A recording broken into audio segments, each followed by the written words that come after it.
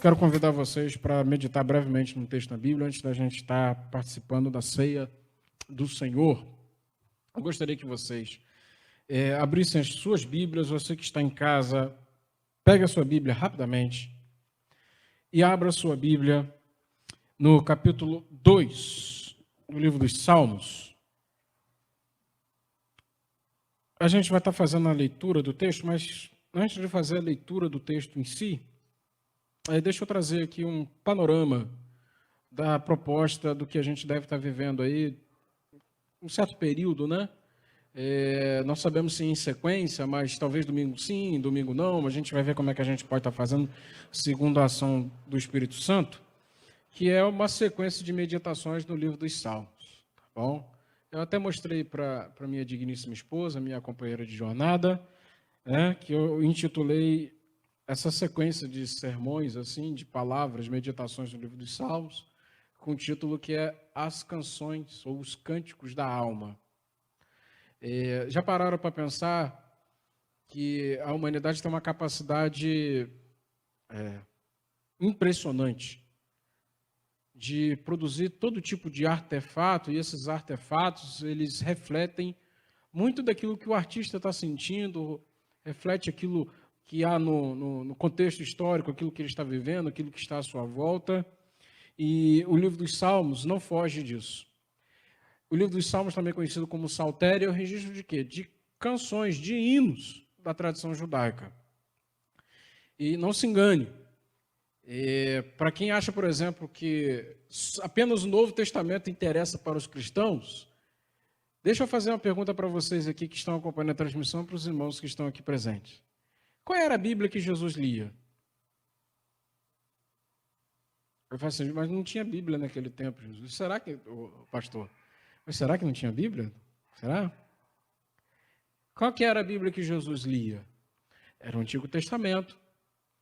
As Sagradas Escrituras no tempo de Jesus era o Antigo Testamento.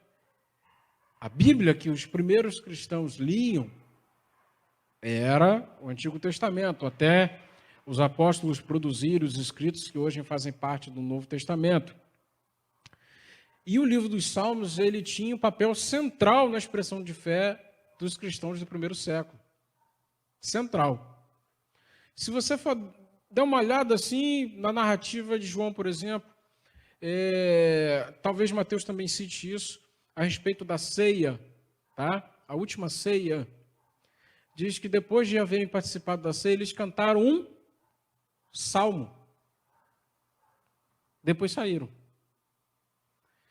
Estava enraizado não somente na cultura judaica, mas na cultura dos cristãos do primeiro século, esse debruçar sobre as canções, os textos, as orações que nós encontramos no livro dos Salmos.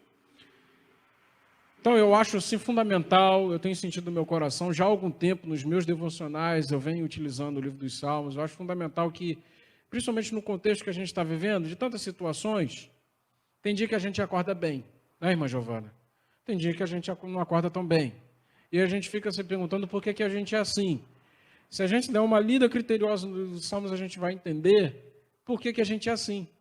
Ou pelo menos ter algum tipo de empatia, porque no livro dos Salmos a gente vê, por exemplo, espaço para lamento.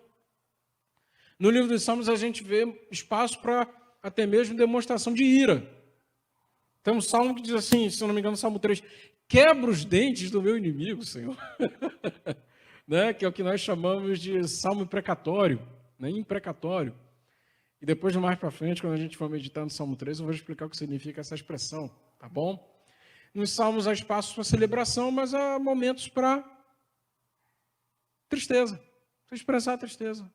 Porque te abaixa a minha alma. Não é? Então eu quero convidar vocês para essa jornada, tá bom? Posto isso, a gente vai estar fazendo a leitura do Salmo 2. Salmo capítulo 2. Salmo capítulo 2, a partir do verso 1, nós vamos ler todo o salmo então. O texto diz assim: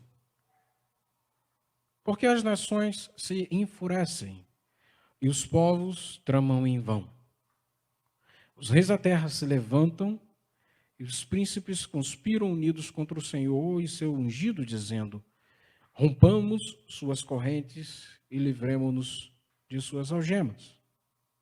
Aquele que está sentado nos céus se ri, o Senhor zomba deles. Então ele os repreende na sua ira e os aterroriza no seu furor, dizendo: eu mesmo constituí o meu rei em Sião, meu santo monte. Proclamarei o decreto do Senhor. Ele me disse: tu és meu filho, hoje te gerei. Pede-me, te darei as nações como herança e as extremidades da terra como propriedade. Tu as quebrarás como uma vara de ferro. Tu as quebrarás com uma vara de ferro e as despedaçarás como se fossem um vaso de barro. Agora, ó reis, sede prudentes, juízes da terra, acolhei a advertência. Cultuai o Senhor com temor, regozijai-vos com tremor. Beijai o filho, para que ele não se irrite, e não sejais destruídos no caminho, porque em breve sua ira se acenderá. Bem-aventurados todos os que confiam nele. Amém. Feche seus olhos, se você também quiser curvar sua cabeça. Vamos estar orando, Senhor.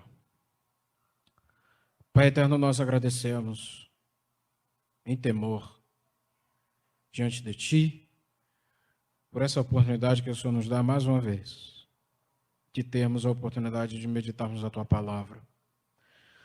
Cremos, ó Deus, que ela é a verdade revelada. Cremos, ó Deus, que ela é inspirada, divinamente inspirada, inspirada por Ti, que é o livro de nossa regra de fé e prática. Por isso, ó Deus, nesse momento nós nos colocamos submissos diante do Teu falar, pois o Teu falar também é o Teu agir. Nós pedimos, ó Deus, para que, em nome de Jesus e pelo poder do Espírito Santo, nossos corações se quebrantem diante da ação poderosa do Teu Santo Espírito, falando nos nossos corações nessa noite. Mais uma vez. Amém. Amém. Meus queridos, algumas semanas eu tive a oportunidade de estar compartilhando com vocês no Salmo 1, Salmo 1. E eu vou reforçar, assim como eu falei agora há pouco na introdução, nos Salmos a gente tem um apanhado de temas, e a gente pode dizer que é um microcosmo da Bíblia. Muitas das coisas que nós encontramos na Bíblia a gente vê ali no livro dos Salmos. E o capítulo 1 é como se fosse um prefácio do livro dos Salmos, né? E o capítulo 2, alguns interpretam como se fosse uma continuação. Até mesmo dentro da tradição judaica, dentro daqueles que são considerados os pais da igreja, os primeiros discípulos, aqueles que sucederam os apóstolos, eles também vinham, tanto o Salmo 1 e o Salmo 2, como partes de uma mesma peça. E eu queria que você tivesse o Salmo 1 assim na mente, enquanto a gente estiver meditando brevemente, tá? Eu vou me esforçar o máximo possível para ser breve, tá bom? Enquanto a gente estiver meditando no Salmo 2, tenham em mente o Salmo 1. O Salmo 1 é o quê? Vamos lá. Bem-aventurado, o quê?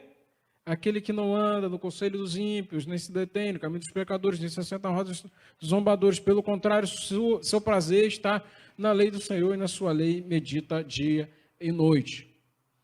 Para aqueles que acompanharam a meditação no livro dos Salmos, semanas atrás, a gente inclusive tem esse culto salvo, tá bom? Tanto no canal no YouTube quanto no Facebook, perfil no Facebook, você pode buscar lá.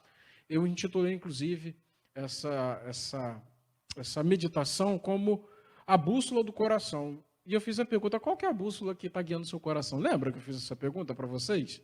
Né? O que está guiando o seu coração?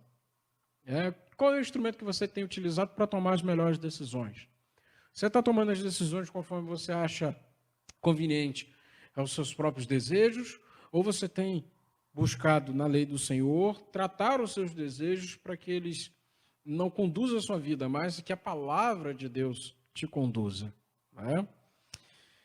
Tendo então assim isso em mente, eu queria falar a respeito do Salmo 2, que eu vou colocar um título aqui, não sei se vai ficar como esse título mesmo, mas vamos dizer assim, a vitória do rei. No Salmo 2 a gente vê, a gente percebe, a gente lê a respeito da vitória do rei. Que rei é esse? Seria Davi? Quem que é esse rei? No verso 6, nós vemos um texto, nós entendemos que é Deus falando. Eu mesmo constituí o meu rei em Sião, meu santo monte. Que rei seria esse? Seria Salomão, esse rei? Que rei seria? Que soberano é esse? Se esse texto fala a respeito da vitória de um rei, primeiro a gente precisa entender quem é esse rei. Eu acho que vocês já conseguem perceber, vai no chutômetro mesmo, né? Chuta, de repente faz o gol, né? Faz um golaço. Arrisca e faz o golaço. Antes de você arriscar, deixa eu trazer aqui um panorama para vocês, tá bom? Lembra da narrativa do Gênesis? Os primeiros capítulos, tá? Falando da criação, falando da queda também. Imagina aquele contexto onde a gente vê ali a narrativa de Deus criando todas as coisas e formando o homem do pó, a sua imagem e sua semelhança. E ao homem é apresentado a oportunidade de poder experimentar de tudo, mas menos de uma coisa, do quê? Comer do fruto do quê? Da árvore, da ciência do bem e do mal, do conhecimento do bem e do mal. Então a serpente entra na história, apresenta uma versão dos fatos, Eva vê aquilo como uma boa proposta, uma coisa boa. Olha, isso aí que a serpente falou é interessante. Eu bem quero isso aí para mim. E não quero só para mim, não. Vou oferecer para Adão também. A Adão é oferecido e Adão também vê aquilo como algo bom, aquela proposta que é apresentada. E aí, a partir dali, toda a humanidade passa a experimentar de um estado de ruptura em relação a Deus, na sua relação para com Deus, na sua relação para com o próximo. Vamos imaginar essa narrativa agora no seguinte contexto. Imagine que um soberano, tendo uma terra preciosa, um rei, ele chama os seus súditos e dá aos seus súditos a oportunidade de experimentar de tudo que havia, de todas as riquezas que havia naquele reino. Mas coloca só uma regra, apenas uma regra. Você está vendo aquilo ali? Aquilo ali é meu. Todo o restante vocês podem desfrutar, mas aquilo ali é meu, porque aquilo ali pertence apenas ao rei. Mas todo o restante vocês podem desfrutar. E esses súditos se enchem de cobiça por aquilo que o rei tinha dito, é meu, não é de vocês, aquilo não pertence a vocês, é meu.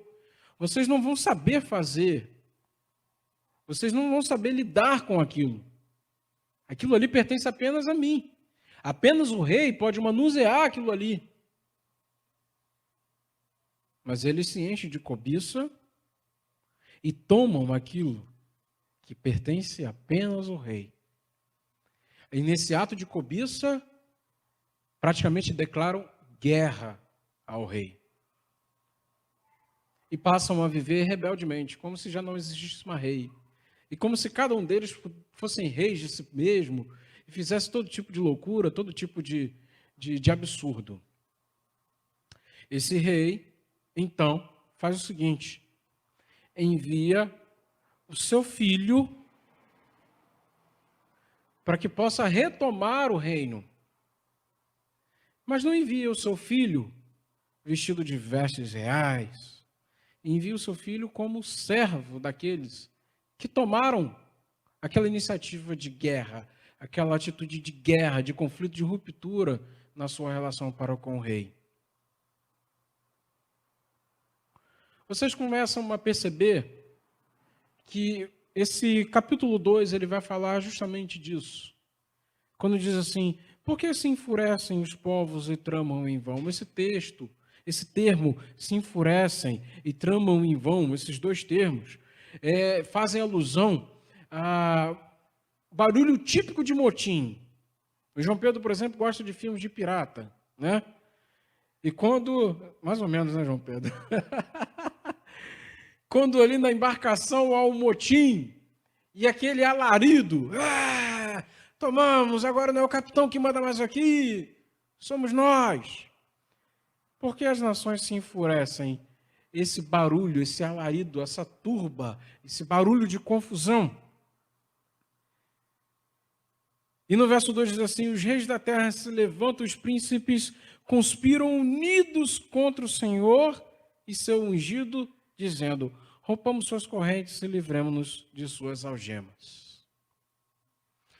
Para nós, todo dia, é apresentada a seguinte proposta: você pode experimentar de uma liberdade. Tem gente te prendendo. Deus já te limando. Sabe? Essas regrinhas que Deus coloca, está prendendo você. Você não precisa dessas regrinhas. Lembra do capítulo 1? Lembra? Falando a respeito de meditar na lei do Senhor, dia e noite, e ter o prazer nisso. Mas o ímpio não faz assim, como por exemplo nós lemos no versículo 4. E a consequência disso, dessa suposta liberdade, eles até estão soltos, mas como é que é? É algo até irônico. Eles estão soltos pelo ar. No verso 4 do capítulo 1. Como é pertinho, você pode dar uma lida. Eles são como o vento, como a palha que o vento dispersa, o vento espalha. Eles se acham estar livres, estão soltos por aí, mas na verdade eles estão vivendo um total descontrole. Eles não têm controle de nada. E a verdade é que mesmo para aquele que medita na lei do Senhor dia e noite, também não há controle, porque ele reconhece que o controle e a soberania está nas mãos de Deus. Essa atitude, essas atitudes que nós tomamos no nosso cotidiano, sabe? De afronta diante da soberania de Deus, querendo tomar nossas próprias decisões. Senhor, eu compartimentei aqui minha vida em seções, sabe? Essa aqui é a parte da família, essa aqui é a sua parte, essa aqui é a minha. Aqui nessa área, mando eu. Porque aqui já tem a área do trabalho, lá no trabalho manda o patrão. Lá na minha família, então tem que ser político, sabe? Tem que negociar para não ter conflito. Então. Aí lá na igreja, eu deixo, o senhor pode mandar lá na igreja, Deus. Tá bom? Lá na igreja é o senhor quem manda. Agora nessa área aqui, Deus, quem manda sou eu. Muitas vezes, no cotidiano, a gente toma atitudes como essa. Compartimentando a vida, declarando assim, Senhor, nessa área tu manda, nessa aqui não, tá? Nessa aqui eu não preciso do Senhor, eu posso tomar as decisões sozinho, já sou crescido, já sou um menino de barba, né? Já sei o que fazer, eu não preciso do Senhor. E aí então, no verso 5, como é que Deus reage diante disso? Aliás, no verso 4 do capítulo 2, como é que Deus reage a isso? Aquele que está sentado nos céus se ri. O Senhor zomba deles. Sabe o que nós lucramos? Sabe o que nós ganhamos diante de uma atitude altiva, arrogante, como essas que muitas vezes nós tomamos no dia a dia? Sabe o que a gente lucra? Menosprezo da parte de Deus. Porque no final das contas, nós não prejudicamos a Deus com os nossos pecados. Essas atitudes altivas, os únicos prejudicados somos nós mesmos. Isso não quer dizer que Deus se alegre no nosso sofrimento, mas é a mesma situação que nós encontramos, por exemplo, na narrativa da Torre de Babel. Os homens se reúnem ali e falam assim, vamos construir uma torre tão grande que ela alcance o céu, vamos tornar nossos homens célebres. Aí eles falam assim, essa torre vai alcançar o céu. Aí o texto bíblico diz assim que Deus desce para ver. O termo original ali no hebraico, que é traduzido nas nossas Bíblias como descer, também pode ser entendido como agachar. Ou seja, a ironia do texto. A torre é tão alta, a presunção dos homens, né? Vão construir uma torre tão alta, né? Tão alta, vai alcançar os céus, que Deus tem que se agachar para enxergar. Deixa eu ver o que é isso aí. Deus se ri e zomba do coração altivo, coração insubmisso, coração duro, dura serviço. Mas não para por aí. No verso 5, então ele os repreende na sua ira e os aterroriza no seu furor, dizendo, como é que ele aterroriza a esse coração altivo? Eu mesmo constituí o meu rei em Sião, meu santo monte. Às vezes a gente quer estar no controle da situação. E Deus está falando bem claro. Nós não temos a capacidade de estar no controle da situação. Adão e Eva, eles tinham aquela relação com Deus e conheciam todo mundo criado naquela relação com Deus. Né? Já contei essa história para vocês, né? Essa dramatização. Deus chama Adão, Adão, chega mais para perto. Né? Que nome que é esse que você pode dar para esse bicho aí? Isso aí é um cachorro, né? De repente vocês estão ouvindo, inclusive, os latidos do cachorro barulhento que está aqui na rua, né? Isso é um cachorro, né? E esse bicho aqui, esse é um gato. Então, Adão tinha a oportunidade de conhecer o mundo criado através dessa relação com Deus. E qual que é a proposta que é feita pela serpente? Não, você pode conhecer tudo e desfrutar de tudo sem precisar de Deus. Na verdade, se você comer desse fruto, você vai ser como Deus. Olha que maravilha, não é melhor? Ter Deus como o tempo todo ali, falando o que tem que fazer.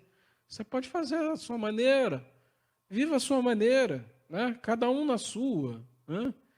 E aí Deus se vira lá para harmonizar tudo. Né? Só que existe alguém, e apenas um, é dada toda a autoridade. É o ungido de Deus, Jesus, constituído rei. No começo eu falei, que rei que é esse? Né? Já soltei aqui o spoiler, já cantei a pedra, né? Que rei é esse? É Jesus. E esse mesmo rei, esse mesmo Jesus, diz assim, no verso 7, proclamarei o decreto do Senhor. Ele me disse, tu és meu filho, hoje te gerei. Pede-me e te darei as nações como herança e as extremidades da terra como propriedade. Tu as quebrarás com uma vara de ferro. Essa vara de ferro aqui faz alusão, sabe o quê? Já leram no texto de Atos, quando Jesus aparece a Paulo, né? E fala assim para Paulo, duro é para ti recalcitar contra o meu aguilhão. O que é esse aguilhão? O aguilhão era uma espécie de um instrumento com uma ponta metálica, pontiaguda, que era utilizado para poder tocar o gado rebelde. Esse era o aguilhão. Essa expressão que fala aqui, tu a quebrarás, no sentido de quebrantar, com uma vara de ferro, com aguilhão. Se coloca mesmo altivo diante de Deus. A esse que é dado todo o poder, toda a autoridade de Jesus, pela autoridade que é dada a ele, se apresenta como esse condutor que vai utilizar o aguilhão para conduzir o coração altivo. E presta bastante atenção. Tu as quebrarás com uma vara de ferro e as despedaçarás como se fossem um vaso de barro. Qual que é a consequência de um coração duro diante de Jesus, depois de já ter utilizado seu aguilhão? Coração que permanece altivo, que permanece arrogante diante de Deus. A consequência para ele é encontrar sua finitude, ser quebrado como um vaso de barro. Encerro agora então aqui falando a respeito do ultimato. Agora, ó reis, sede prudentes, ouça esse ultimato. Juízes da terra, acolhei a advertência. Cultuai o Senhor com temor regozijai-vos com tremor. Eu sei que vocês tomaram conhecimento de um fato triste, uma pessoa muito conhecida no cenário evangélico, no âmbito da política, que se envolveu num enredo familiar cercado por situações complexas, complicadas, que vieram culminar com o assassinato do seu próprio marido. Tá? Aí, às vezes, a gente se põe a perguntar assim, meu Deus, como é que pode um negócio desse? Tanto tempo, né, caminhando. Às vezes a gente fica sabendo de umas coisas tão tristes, né? Compartilhei, tempo atrás, numa transmissão, um culto de domingo com vocês, a respeito de um pai que é pastor, que é acusado de molestar sexualmente de suas 2 filhas, durante 5 anos. Como é possível uma coisa dessa? Muitas das vezes, nós nos colocamos a prestar algum tipo pseudo culto ao Senhor, sem temor e nem tremor. Nós perdemos a noção da santidade de Deus. Aquele que é chamado hoje para se colocar submisso diante de Deus, é chamado também a viver uma vida de adoração a Deus, com temor, com tremor. E parece contraditório, né? Cultuar ao Senhor, normalmente a gente tem aqui na comunidade uma pegada bem alegre, quase alternativa, né? Para louvar o Senhor. Então, muitas das vezes a gente tem a ideia, por exemplo, um culto de domingo, um culto de celebração, algo bem festivo, e é para festejar mesmo. Só que essa festa deve ser permeada por temor, pois Deus é santo. E Ele não se deixa escarnecer por ninguém. Regozijai-vos com tremor, alegria, se alegre, com tremor. Deus é santo. Verso 12, beijai o filho para que ele não se irrite e não sejais destruídos no caminho, porque em breve sua ira se acenderá. E aí, fazendo consonância, né, com o primeiro capítulo, capítulo 1, bem-aventurados todos os que confiam nele.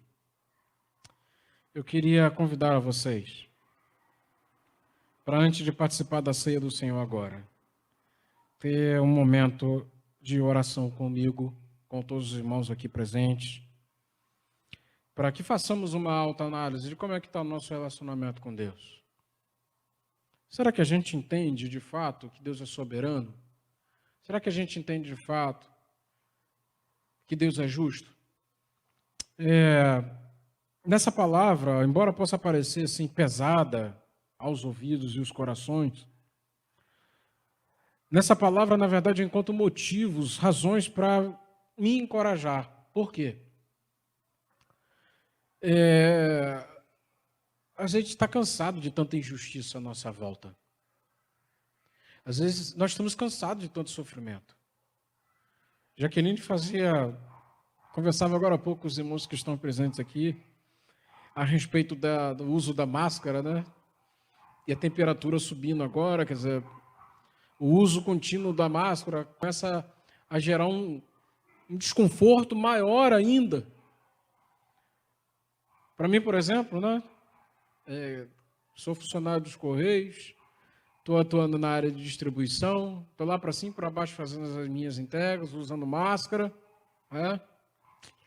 E aí pedalando debaixo desse sol, imagina só, né? Eu tenho que ter um desempenho de atleta, não sei se eu consigo, mas tenho que ter para cima, para baixo, usando máscara, aquela situação tão desconfortável.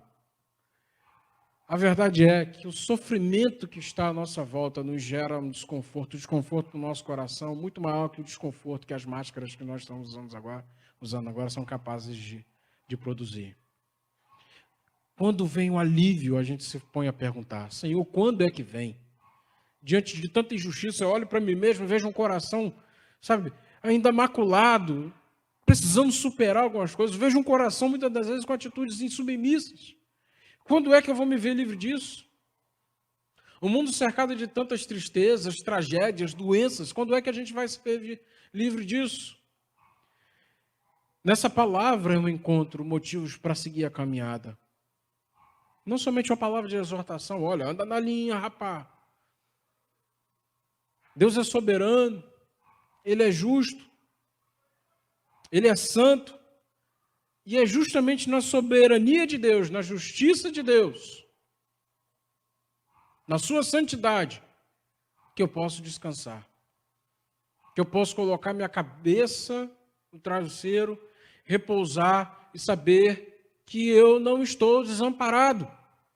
A minha palavra para você que está agora acompanhando essa transmissão, você não está só na sua luta contra o pecado, diante dessas situações que estão à nossa volta tão tristes. Você não está só.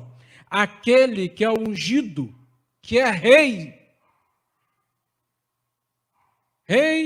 sobre todos os reis, Senhor sobre todos os senhores,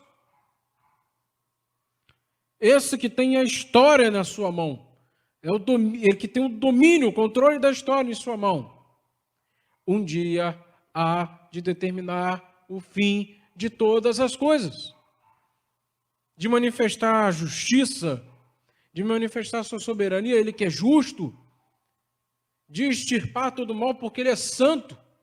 Deus é o principal interessado no fim de toda essa realidade tão triste que nós vivemos. E muitas das vezes a gente esquece isso. Muitas vezes a gente esquece disso.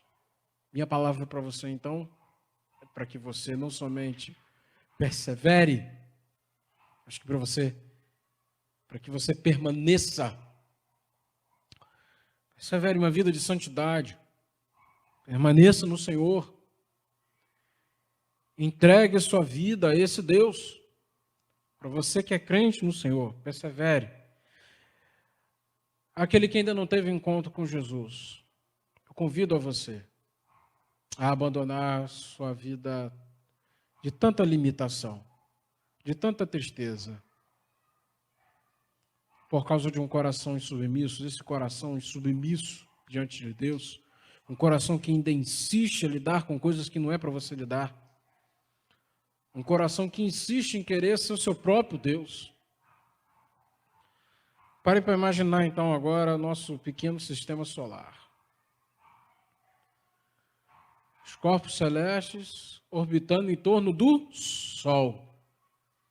E de todos os corpos celestes que estão no nosso sistema solar, apenas o Sol tem a capacidade de ter força gravitacional para que todos os outros corpos celestes estejam orbitando em harmonia em torno dele. Júpiter não pode orbitar em torno da Terra. A Terra não pode orbitar em torno da Lua. E muitas vezes, quando nós achamos que nós estamos no controle da situação, o que a gente está fazendo é tirando do centro aquele que é o único capaz de manter nossas vidas orbitando em harmonia em torno dele, que é Deus. A gente tira Deus do centro e coloca a nossa vontade. Tira Deus do centro e coloca o nosso próprio eu. Nessa noite eu convido a você, que ainda não teve encontro com Jesus, a abandonar o seu eu e colocar Deus no centro.